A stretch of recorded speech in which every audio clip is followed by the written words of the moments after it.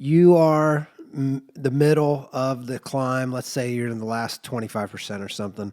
Hmm. Does the adrenaline kick back in? You feel like you're unstoppable, you're almost there, or is that impossible at this point? Are you exhausted and it's just all you can do to get the next 5 feet?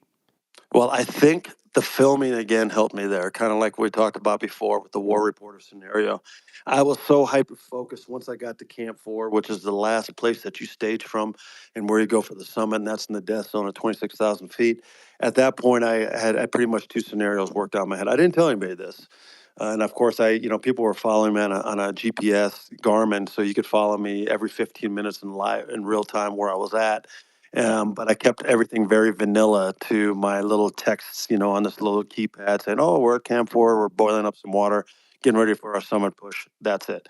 I didn't say about any of the dangers going on with the helicopter We rescues, the almost died avalanche. 3 times 30 Yeah, minutes none ago. of that stuff. I didn't want people back at home being more worried than they had to be. You know what I Sure, mean? of course. Yeah, yeah. But when I got to Camp 4, I had this little internal talk to myself. I said, okay, this is going to turn out one of two ways.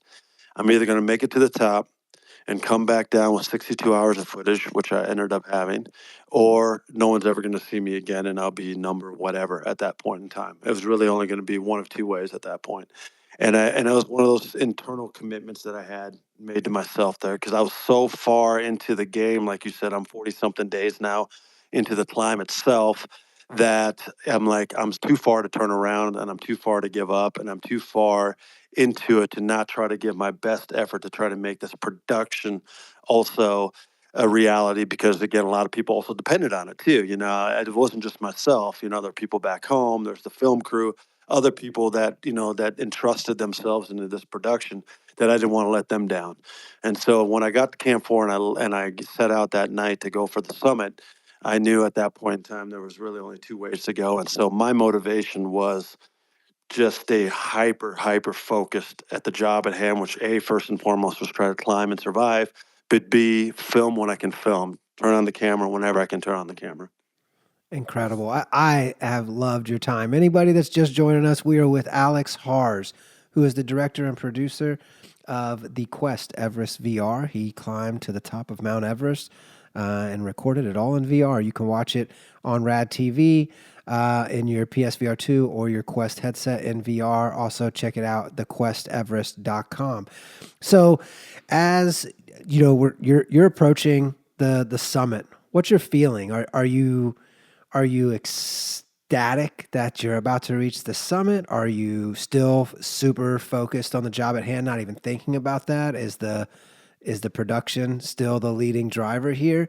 What's your mentality like as you're approaching the highest point on earth and fulfilling a childhood dream that's taken you 30 years? I don't know how long total, but it's got to be a pretty special feeling if you were allowing yourself to feel that and not solely focused on the production. What's that approach look like? Is that an hour long trek? What's the summiting time frame? Is it like a 4 hour window? Anything you can share there? Yeah, so from Camp 4, where you stage from at 26,000 feet and you head up, it's about 12 hours to the summit from there. And then coming down, that's variable. But by the time I got back down to the tent at Camp 4, and I laid down after filming time lapses up there that you see, for example, in the films, I was up for 42 hours straight at that time. But the last part of that summit slope, when I could finally see the top of the world in front of me, and I saw the Tibetan prayer flags waving in the wind up there. A little bit of adrenaline did kick in because I knew that honoring this childhood promise was getting closer and closer.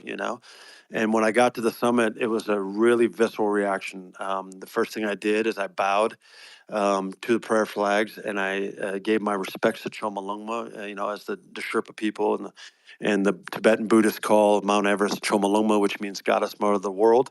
They believe that Mount Everest is the goddess mother of the world, where we have this vague construct of maybe it's the weather, maybe it's the sky, maybe that's Mother Earth, whatever. No, for them, that is Mother Earth, the goddess mother of the world. And so Tashi, who I was up there with at that moment, Can you say that a um, little bit clearer? Can you say it slower for us? Goddess uh, what?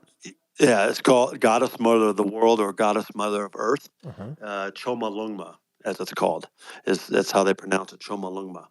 And so that's what the Sherpa people call Mount Everest. And they really believe that's the goddess mother of the world. And that's why before you even leave base camp to step foot on the mountain, you have to go through a puja ceremony.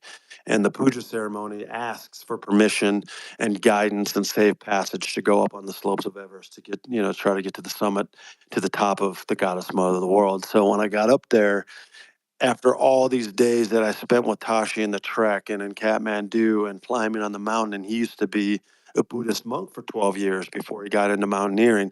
I learned so much about Mount Everest, the spirituality of it, and Buddhism and so on, that the first thing did when I got up there, I bowed, gave my respects to Chomolungma, and I cried in my goggles. Like I cried my eyes out, maybe as a relief for the how hard it was to get there, but also probably also for an emotional dump that, hey, I just honored this commitment that I made to myself when I was 14 years old, Amen.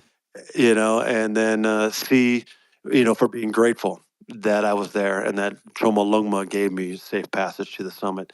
And I was up there by myself with Tashi for 45 minutes. We had the whole mountain to ourselves, the whole summit to ourselves. So it was a very touching moment, I guess, from that respect, very spiritual moment from that respect. And also, a moment that was completely unique. You could plan that 1,000 times the Sunday and never have that scenario work out like that again.